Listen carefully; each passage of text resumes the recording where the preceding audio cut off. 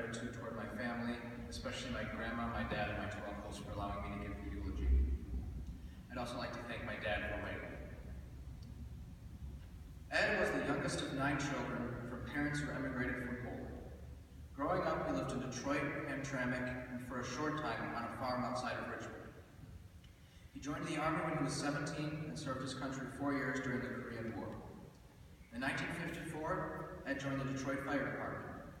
It was a fraternal profession where he made many friends and spent his time bowling and looking for that perfect woman to marry. In 1957, the search was over when he met Nancy Lang at a bowling banquet.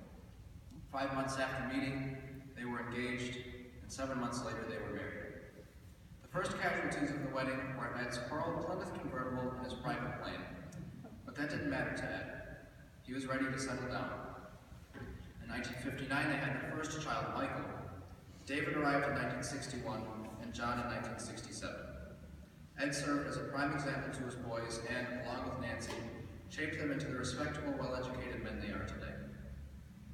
Ed's ideals were simple, but to describe him is difficult. He taught without teaching. He led by example, not by force. He disciplined without yelling. He was funny without performing. He was witty without being sarcastic. He could stretch a dollar without being cheap, and showed his love without having to say, "I love you." He drove old cars, drank cheap beer, wore flannel shirts, and lived in very modest homes in Detroit. And somehow, on a fireman's salary with Nancy working at Michigan Bell, all his boys went to Catholic schools and graduated from college. Even with these sacrifices, or perhaps because of them, the family never wanted for things to do. With a 1970 Ford Galaxy 500 and a 15-foot trailer, they got to see the country. They traveled from Maine to Los Angeles and everywhere in between. No exotic vacations for Ed, just family trips for everyone to learn from and experience. They learned, experienced, and bonded as a family. We all knew Ed was a great father, but he was an even greater husband. As his children grew, so did his love for his wife, Nancy. After 34 years as a firefighter, they retired together and traveled together. They spent their winters in Florida and looked forward to their children and grandchildren's visits. They saw the world together too, with their travels spanning from Europe to Hawaii, from Alaska to the Panama Canal. Ed was also blessed with 7 grandchildren.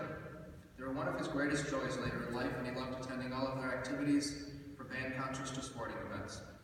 When they were younger, the kids would spend the night at Ed and Nancy's frequently. They would play poker, Grandpa would always win. Go bowling, Grandpa would always win. Go to the water park, or whatever other activity Grandma and Grandpa thought of next. And when there was downtime, we would love to listen to them play the piano, or in the case of Rachel, play and sing. In his later years, there was little he loved more than watching them perform and simply spending time with them. As Ed grew older, he slowed down. While his ability to handle daily tasks diminished, his love for his wife was never in doubt. Nancy handled more and more of the duties of running a household, and Ed never resented any of it. True to form, Ed, while relinquishing his control, complimented Nancy in her newfound responsibility while still striving to please her and the rest of his family as best he could. After nearly 58 years of marriage, 7 grandchildren, and 3 happily married children, Ed can rest in peace knowing that he lived life well and led by a strong, quiet example. And I went around and asked some of the family members if they had anything to say about him, so I'm going to share that now. Lena, his daughter-in-law, says, "His main happiness, though not obvious to others, was being with his family. He took care of us, always put us first. We know that whenever he was with us, he was happy." The youngest son, John, says, "He was devoted to his family and his wife. Dad was the rock of our family. He was solid and consistent. He set an example for us 3 by living that example." His granddaughter, Rachel, "My grandpa was a Detroit firefighter during the race riots of the 60s. I'll never forget the story he told me a few years ago. How he was gone working for days trying to control the city, and when he finally got home, the whole neighborhood came outside and applauded him as he walked up to his house. I love picturing that. He was the greatest." Daughter-in-law, Carla, "Ed has always been a loving husband, father, father-in-law, and grandpa. But I remember when he was baptized, and his eyes had a brighter twinkle in them, and his smile had a bit more of a sparkle to it. I will never forget how happy he was, a beautiful memory of a wonderful man." His oldest son, Mike, "Not many sons can say their dad came from..." Oh, no, this is Dave first, sorry. His middle son. "Not many sons can say their dad came from the fire station to rescue them after they fell off the roof. He held me in his arms in the back of the ambulance until we got to the hospital." Now mind. As a result of his job, it seemed like Dad was always around. He was always tinkering with some new gadget or working on some project around the house. It was always interesting, and on boring summer days, my friends would say, "Hey, let's go check out what Big Ed is up to," because he was always home and always doing something.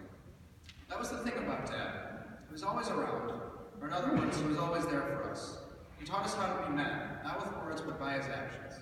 He showed us how to be strong, supportive fathers and loving husbands. He showed us how to take care of our families. He set the standard that my brothers and I strive every day to meet. His grandson, Dan, my favorite part of going to Grandpa's house when I was a kid was our nightly poker lessons. Those gave me a big head start over my fellow college students this year. My sister, Maria. Grandpa was probably one of the most thoughtful people I knew.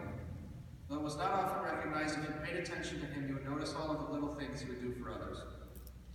Even in his old age, he would remember the littlest, most random things, and if it reminded him of someone in his family, he'd make sure to bring it up. Our family gatherings are always pretty loud and fast-moving. The majority of the things said are pretty dumb. Grandpa would always sit back and reserve, and when someone would say something especially stupid, he'd let you know what he thought of it. Although he did not always appear to be listening, if you listened to him, you knew he was right there with the rest of the family. I have many memories of my grandfather. One of them was when I was younger and I would go over to my grandma and grandma's house to make cookies. When Grandma and I were busy in the kitchen, Grandpa would either be watching a baseball game, taking a nap, or both. But as soon as the cookies were out of the oven, he would appear in the kitchen. It was like clockwork. I'll never forget his devotion to homemade cookies, especially his wife's. Thank you. And now, David Michael plays a song in remembrance.